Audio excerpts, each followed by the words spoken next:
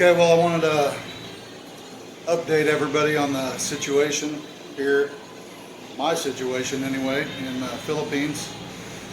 I went down to the immigration office Monday, scheduled an appointment for Friday, and actually today's Thursday, but I saw online that the immigration office was closed because of MECQ. But they still had a skeleton crew to handle cases like mine, where people are in transit, they're trying to leave the country. So I was able to get a vehicle. During the MECQ, there is no public transportation. So the real problem is how do you get all the way across town to go over there and to take care of the paperwork that you need to take care of, and then how do you get to the airport? So luckily I was able to hire a driver to drive me around, because private vehicles are okay. It's okay if you have a private vehicle. So anyway, this morning I had a driver come over, pick me up, and we went over to immigration. I told him about my situation. I told him I had an appointment on Friday, but I would like to get it taken care of today if I could. And they, at first they said, well, I'm not sure we're doing that. I have to check. Go down to window 5. So I went to window 5 and talked to the lady, and she said, yeah, I don't know if that lady's here today. I'm not sure if we could do it. And I told her, look, I'm not from Manila. My family and I we live in Mindanao. So she went and talked to a lady, and about 5 minutes later they came out and said, yeah, we'll go ahead and help you, especially because you're in transit, you're trying to leave, and number 2 also is that you're not from Manila area.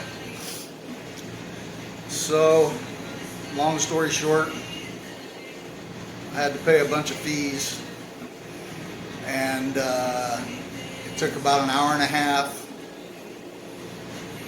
and they sent me out with a bunch of papers, and those papers are signed by the commissioner of immigration for the Philippines, the top guy. He signed it, basically stating that I could go ahead and leave the country, and I paid all these fees that they wanted and penalties and blah blah blah. So it's been taken care of. So I went outside, I was really happy. My driver was there, so we went to the airport. I had to go to the airport to the ticket office for the airline. And I got there, went inside and talked to him. I showed him all my paperwork, and they rebooked me on a flight to Los Angeles. So tomorrow, on Friday, August 7th, God willing, I will be flying out of here and going to Los Angeles. So then after that I have a connecting flight, end up in Kansas City. So it's been a long adventure. It's been stressful, especially the last week, since last Friday. It's been really stressful. But the hard thing is leaving my wife and kids here. I know they're safe, and they have a nice house, and they're well taken care of, and they don't really need anything. They have everything they need.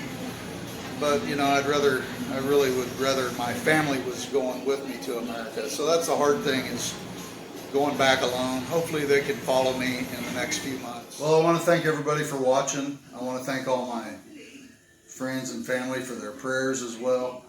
And I'm just looking forward to getting back to America, seeing my family and friends, getting back to work.